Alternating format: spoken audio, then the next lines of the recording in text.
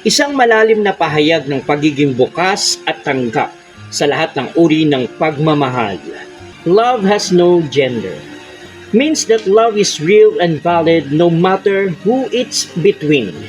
O kahit ano paman, basta totoo yung nararamdaman mo. Ang mahalaga, masaya ka, totoo ka, at pinipili mo ang pagmamahal na hindi kailangang ikahiya. Kailangan mo ring isipin ang salitang limitations or boundaries. Huwag magmahal ng sobra. Magtira ka para sa sarili mo nang hindi ka maging talunan sa bandang huli.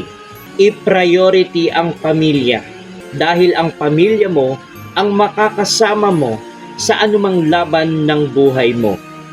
Ang Panginoong Hesukristo dahil siya ang gagabay sa iyo sa lahat ng landas na iyong tatahakin.